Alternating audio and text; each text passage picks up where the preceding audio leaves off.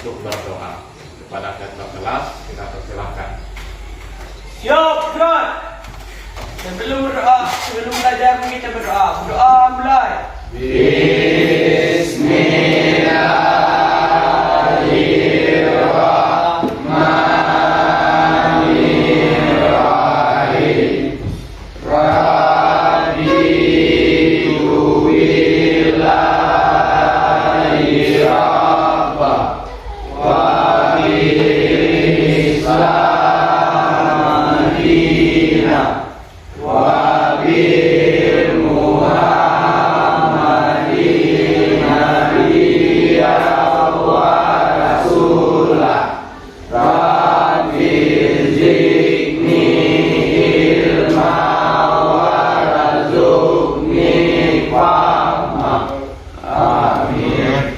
Ucapkan salam pada guru.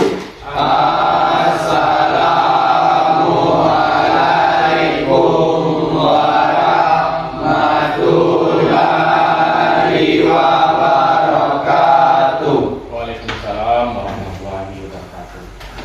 Oke, bagaimana kabar kalian pada pagi hari ini? Alhamdulillah luar biasa. Tetap semangat? Semangat. Baik. SMK? Bisa. SMK? Bisa. Nampaknya kalian pada pagi hari ini semangat sekali. Sebelum kita mulai pelajaran, semangat itu yang penting, terutama semangat belajar. Sehingga kalau kita bersemangat, apa yang kita pelajari itu betul-betul menyimpan di dalam otak. Kemudian disiplin juga penting. Kenapa disiplin penting? Kita bisa membagi 3 waktu. Waktu yang pertama untuk belajar, waktu yang kedua untuk istirahat dan bekerja, waktu yang ketiga untuk beribadah. Waktu yang pertama untuk belajar, inilah waktunya. Waktu yang kedua untuk bekerja dan beristirahat setelah kalian pulang sekolah dan membantu orang tua di rumah. Kemudian waktu beribadah.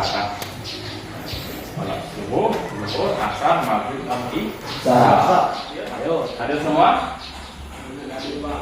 Alhamdulillah semuanya hadir. Alhamdulillah semuanya hadir. Baik anak-anak, sebelum pelajaran kita mulai, masih ingatkah kalian tentang materi pelajaran minggu kemarin? Kira-kira, Habib, apa itu Habib? Pelajaran minggu kemarin? Tentang makanan, Pak. Tentang sistem bahan bakar. Apa saja komponennya? Tangki, Mulai dari tangki,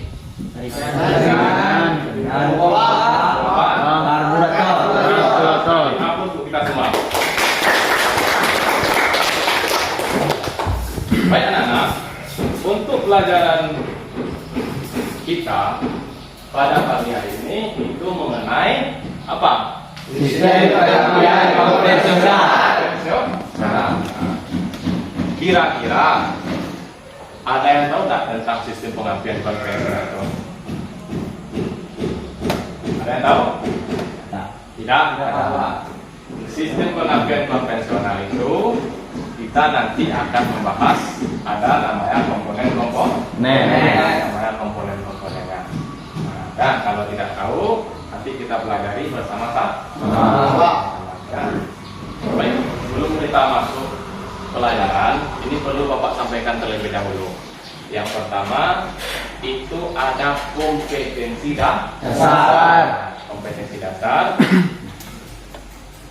Kompetensi dasarnya apa? Nah, coba kita perhatikan, menerapkan cara penerapan sistem pengapaian konvensional. Indikator pencapaian kompetensi yang pertama berdasarkan prinsip yang kedua menguraikan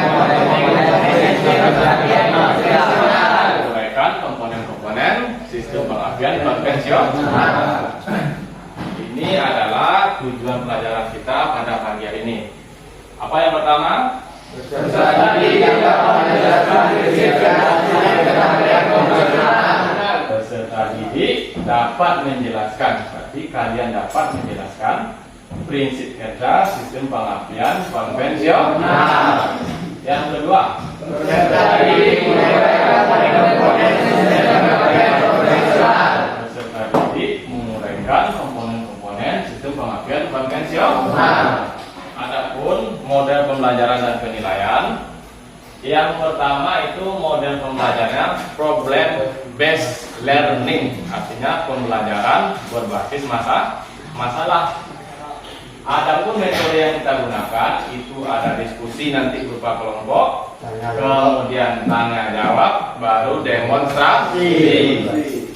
Kemudian model pembelajaran penilaiannya nanti ada ulangan teori, ada tugas makalah. Ada tugas makalah nantinya yang kalian persiapkan. Yang buat kelompok 1 sampai sini. Ini kelompok 2. Yang bagian habis kelompok 3. Yang di depan kelompok 4. Nanti ada 4 kelompok. Ini adalah sumber pelajarannya. Kita lihat di materi ending group step 2, kemudian step training manual, kemudian aja sistem pengabdian yang telah Bapak masukkan ke WA group tadi Oke. Ini ada permasalahan seperti yang Bapak sampaikan tadi. Model pembelajaran yang kita gunakan adalah problem based learning, artinya pembelajaran itu berbasis masalah. Masalahnya apa? Masalah yang kita temui dalam kehidupan sehari-hari. Contohnya ini masalahnya mesin tidak dapat hidup, tidak ada percikan ignisi. Kemudian terjadinya ledakan di knalpot. Ada yang kalian punya mobil, ada yang punya sepeda motor, pernah nggak terjadi ledakan di knalpot? Itu adalah masalah yang dua ini. Nanti kita pecahkan. Namanya berkelompok, itu nantinya itu bisa dicari di internet literasinya, kemudian saya bagikan LKPD, itu nanti kalian pecahkan. Setelah dipecahkan baru dipresentasi, baru dipresentasikan.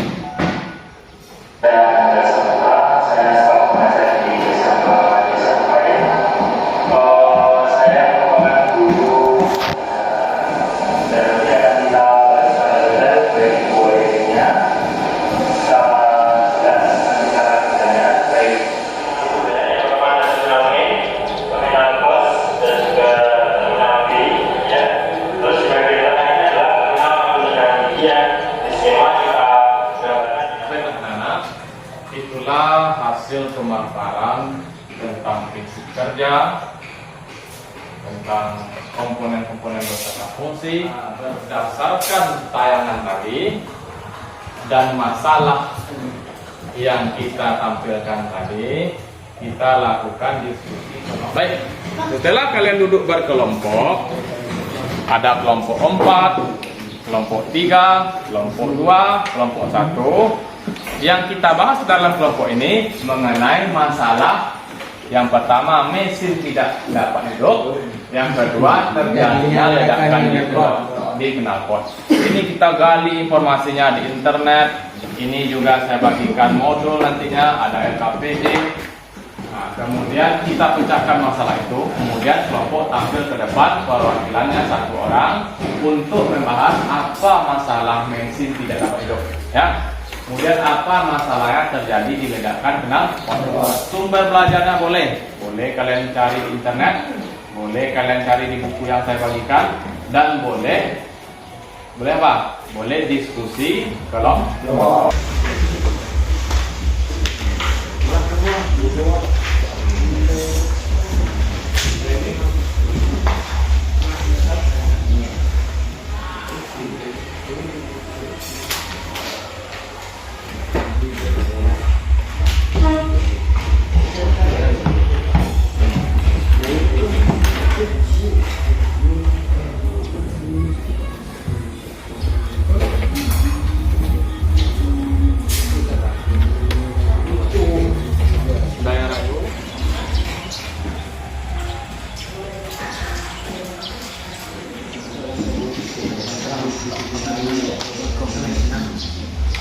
Baik, sudah siap semua? Siap. Siap. Setelah kalian didiskusikan, menggali informasi di internet, di buku dan sumber belajar, maka salah satu perwakilan kelompok mempresentasikan hasil diskusi. Ya. Baiklah, saya dari perwakilan kelompok 1 akan menyampaikan hasil diskusi kami. 1. Penyebab mesin tidak bisa hidup atau mesin tidak menghasilkan percikan api. Fungsi utama busi dalam Kalau tidak ada percikan api pada busi, kita dapat mengecek api busi terlebih dahulu, yakni dengan cara melepas busi dari rumahnya. Setelah itu masukkan kabel busi dan tempelkan ke blok mesin dan cek apakah kabel Mesin sepeda motor pun tidak akan hidup. Untuk mencari permasalahan hilangnya bunga api pada busi, kita harus mendeteksi satu persatu komponen pengapian motor, yaitu busi, koil, CDI, sipil aki, dan lainnya. Jika bunga api hilang, maka tentu saja tidak ada proses pembakaran dan mesin sepeda motor pun tidak akan hidup. Untuk mencari tahu bunga api, Baik, dari hasil diskusi tadi, maka Bapak akan melakukan penguatan tentang masalah apa tadi? Mesin tidak bisa hidup, Mesin tidak bisa hidup, tidak ada percikan api, tidak ada percikan api pada busi. Yang kedua, jadinya ledakan ledakan dikenal. Oke.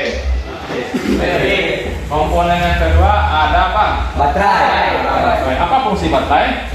sebagai sumber energi listrik pada kendaraan. Sebagai sumber energi listrik pada kendaraan. Selanjutnya, dengan cara mengubah baterai dari 12 volt menjadi tegangan tinggi 20.000 sampai 30 volt. 30 volt.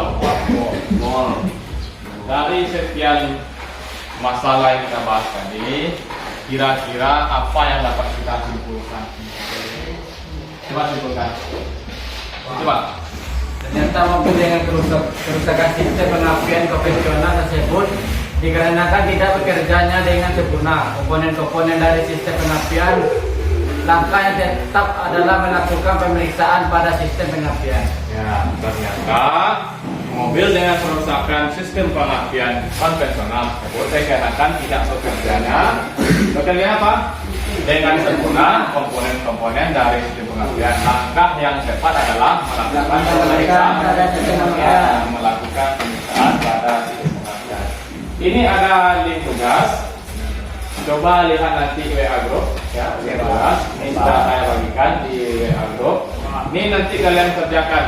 Waktunya itu sekitar 10 menit itu dikerjakan.